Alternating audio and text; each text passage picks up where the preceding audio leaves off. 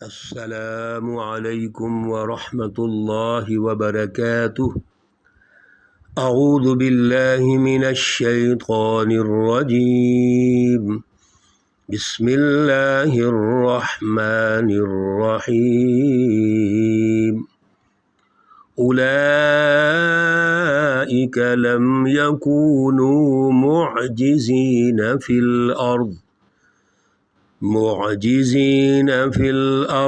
وما كان لهم من دون الله من أولياء يضاعف لهم العذاب ما كانوا يستطيعون السمع وما كانوا يبصرون۔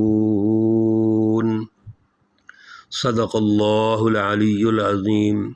اللہم صلی علی سیدنا و مولانا محمد النبی الامی وعلی آلہ واصحابہ وبارک وسلم وصلی علیہ۔ معزز سامعین و سامعات، آج جو آیات مقدسہ ہمارے زیر مطالعہ ہیں، آیت مقدسہ نمبر 20 تا 24 ہیں، سورہ ہود کی یہ آیات مقدسہ ہیں اور پارہ نمبر 12 ہے، اور یہاں پر پارے کا اور سورہ مبارکہ کا رکوع نمبر 2 مکمل ہو جائیں گے۔ اللہ رب العزت ان آیات مقدسہ کی تفہیم، ان آیات مقدسہ کی جو حقیقی روح ہے، اس کو سمجھنے کی توفیق اور صلاحیت عطا فرمائے۔ گزشتہ درس میں اللہ رب العزت نے حزب الشیاطین، جو مشرکین، کفار اور منافقین ہیں، ان کا ایک ہدف ارشاد فرمایا تھا کہ الذین یصدون عن سبیل اللہ ویبغونہا عوجا، کہ وہ اللہ کے راستے سے انسانوں کو روکتے ہیں اور ہمیشہ ٹیڑھا پن تلاش کرتے رہتے ہیں۔ یہاں پر یہ عرض کیا تھا کہ اللہ رب العزت کے راستے سے روکنے سے مراد یہ ہے کہ اللہ رب العزت کا جو اعلیٰ نظریہ توحید کا ہے، اللہ رب العزت کی جو بالادستی ہے، اس میں وہ رکاوٹ ڈالتے ہیں، اور پھر اللہ کی جو جماعتیں ہیں انبیاء علیہم الصلاۃ والسلام کے عنوان سے، اور پھر صحابہ کرام، اولیاء اعظام کے عنوان سے، اور دور حاضر میں سچے جو علماء ہیں، علماء ربانی، ان کے عنوان سے جو وہ جد و جہد کرتے ہیں، ان میں رکاوٹیں پیدا کرتے ہیں۔ چنانچہ ان کی کوشش ہوتی ہے کہ سوسائٹی اور سماج کے اندر ان کی ہٹ درمی قائم رہے، ان کے کفریہ مشرکانہ جو سوچ ہے، فلسفی ہے، وہ غالب رہے، اور انسانوں کو اپنا محکوم اور غلام بنا کر وہ اللہ رب العزت سے دور رکھنا چاہتے ہیں۔ یہ ہے اصل میں اللہ کے راستے سے روکنا۔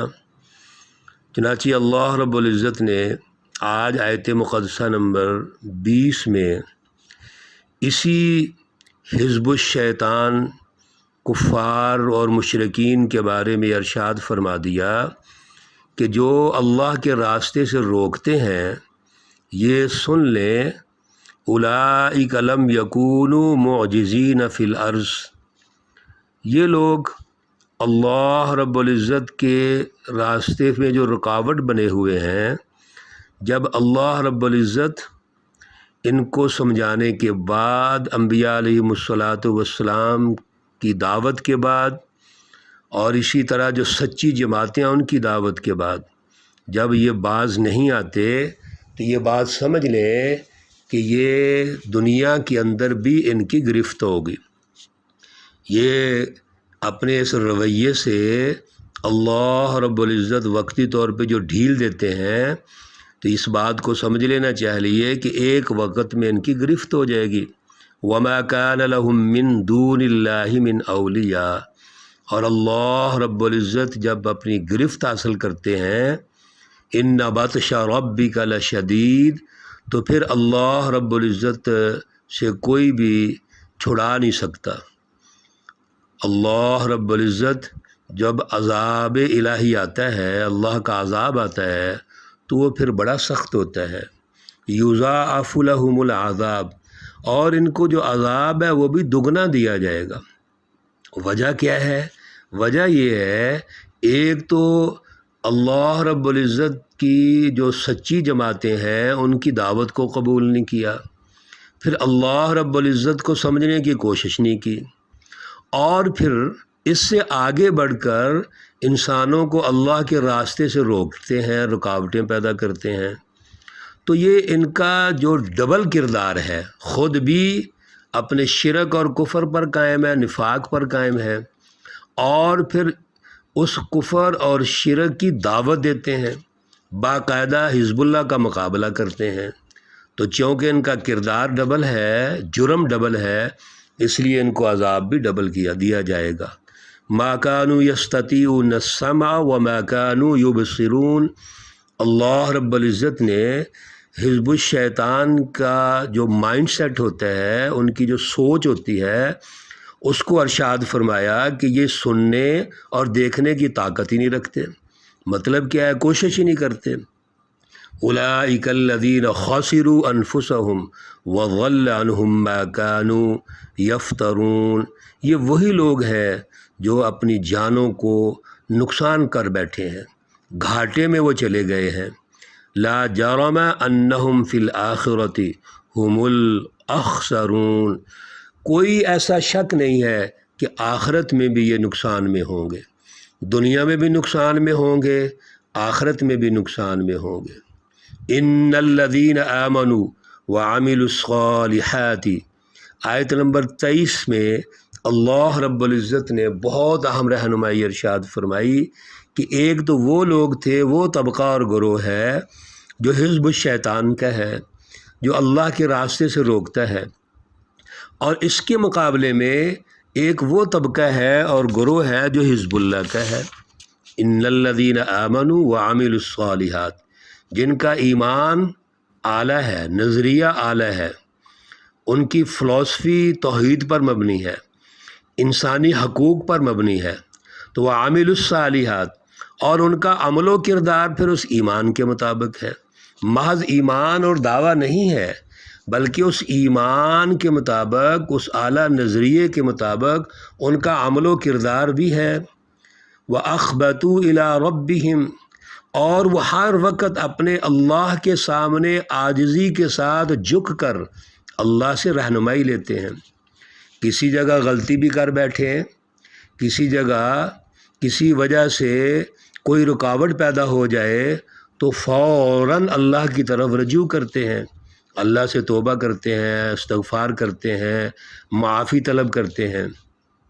یعنی وہ ہٹ درم نہیں ہے، وہ اپنی بات اور ضد پر قائم نہیں ہوتے، بلکہ فوراً اللہ کی طرف رجوع کر کے رہنمائی لے لیتے ہیں۔ ان کا اللہ سے بڑا گہرا تعلق ہے۔ اولئک اصحاب الجنہ ہم فیہا خالدون، یہ ہے جنتی لوگ جو اس میں ہمیشہ رہیں گے۔ اور جب جنت کی بات ہوتی ہے، پہلے بھی دروس میں ہم نے عرض کیا ہے، تو جنت دنیا اور آخرت دونوں کی جنت مراد ہوتی ہے۔ مومن اور حزب اللہ جو ہیں، اللہ کی سچی جماعتیں ہیں، سب سے پہلے کریڈٹ اللہ ان کو یہ دیتے ہیں کہ دنیا کی جنت ان کو عطا کرتے ہیں۔ دنیا میں امن، خوشحالی، سکون، عدل، مساوات، رواداری، اخوت اور آپس میں مل کے رہنا، یہ جنت کا ماحول تو ہوتا ہے۔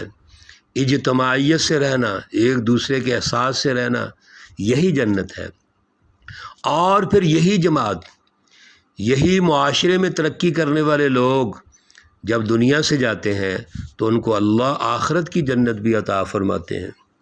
آیت نمبر 24 میں اللہ رب العزت نے ان دونوں جماعتوں کا انالیسز پیش کیا ہے بڑے خوبصورت انداز میں۔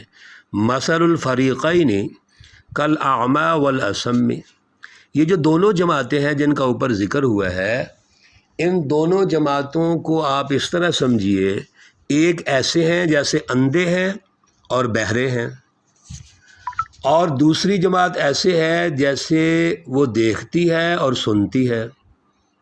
یعنی ایک جماعت اندھی ہے، دوسری دیکھتی ہے، ایک جماعت بہری ہے، دوسری سنتی ہے۔ حل یستویان مثلا، کیا یہ دونوں برابر ہو سکتے ہیں؟ افلا تذکرون، کیا آپ غور و فکر نہیں کرتے؟ آپ دیکھیے اللہ رب العزت ہمیں سمجھا رہے ہیں، رہنمائی دے رہے ہیں کہ ایک وہ جماعت ہے جو اندھی ہے اور بہری ہے، جو دیکھنا ہی نہیں چاہتے، جو سننا ہی نہیں چاہتے۔ اس کا کیا مطلب ہے کہ اللہ کی رہنمائی آئی، انبیاء علیہم الصلاۃ والسلام تشریف لائے، اور انبیاء کے بعد صحابہ کرام کا دور، تابعین، تبع تابعین، اور آج دنیا کے اندر سچے جو علماء ہیں، اللہ رب العزت کے اسی پروگرام کو آگے دنیا میں غالب کرنا چاہتے ہیں۔ جب وہ سوسائٹی کے اندر انسانوں کو اللہ کی دعوت پیش کرتے ہیں تو یہ سننا ہی نہیں چاہتے، بلکہ ان کا مذاق اڑاتے ہیں، اور دیکھنا بھی نہیں چاہتے، یعنی غور و فکر ہی نہیں کرتے۔ اور دوسری جو جماعت مومن ہے وہ سننا چاہتی ہے، فوراً اللہ کی رہنمائی کو حاصل کرتے ہیں، فوراً سنتے ہیں، فوراً اس کو قبول کرتے ہیں، فوراً غور و فکر کرنا شروع کر دیتے ہیں۔ تو یہ دونوں جماعتیں برابر نہیں ہو سکتی۔ اب اللہ رب العزت نے اس تجزیے کے بعد یہ ارشاد فرما دیا کہ کامیاب جماعت کون سی ہوگی؟ جو دیکھتی ہے اور سنتی ہے۔ کیا مطلب؟ کہ اللہ کی اس دعوت کو، پروگرام اور فلسفی کو سنتے ہیں، اس کو سمجھتے ہیں، اور پھر اس پر عمل کرتے ہیں۔ اپنی پوری زندگی، پوری لائف، وہ معاشرے کی جو تشکیل ہے، اس میں سیاسی نظام ہے، معاشی نظام ہے، معاشرتی ڈھانچے کی تشکیل ہے، عدالتی نظام ہے، تعلیم و تربیت کا نظام ہے، وہ اللہ رب العزت کی رہنمائی کے مطابق کرنا چاہتے ہیں، انسانیت کے حق میں کرنا چاہتے ہیں، انسانیت کے مفاد میں کرنا چاہتے ہیں۔ تو یہ لوگ اصل میں کامیاب ہیں، یہ وہ ہیں جو دنیا اور آخرت دونوں جہانوں میں کامیاب ہوں گے، اور دوسری جماعت جو ہے وہ شکست کھا جائے گی، وہ ناکام ہوگی۔ وقتی طور پر اگر وہ کچھ وجوہ کی بنیاد پر غالب بھی ہیں، لیکن بالآخر وہ شکست کھا جائیں گے۔ اللہ رب العزت ہمیں جو سچی جماعت ہے، جیسے اللہ تعالیٰ نے تجزیہ فرمایا ہے، اللہ اس سچی جماعت کو سمجھنے کی اور اس کا ساتھ دینے کی توفیق عطا فرمائے۔ ہمیں اللہ وہ توفیق اور صلاحیت عطا فرمائے کہ ہم ان سچی جماعتوں کو سمجھیں، ان کے نظریے کو سنیں، سیکھیں اور اس پر عمل کریں۔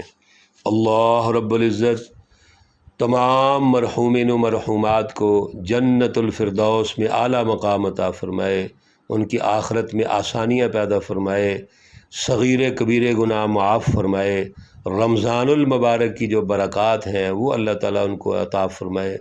اللہ رب العزت تمام بیماروں کو شفائے کاملہ عاجلہ مستمرہ عطا فرمائے۔ اللہ رب العزت تمام پریشان حال لوگوں کی پریشانیاں دور فرمائے۔ رمضان المبارک کی خصوصی رحمتیں اور برکتیں اور اس کی جو تاثیر تقوی کی شکل میں ہے، اللہ رب العزت ہمیں عطا فرمائے۔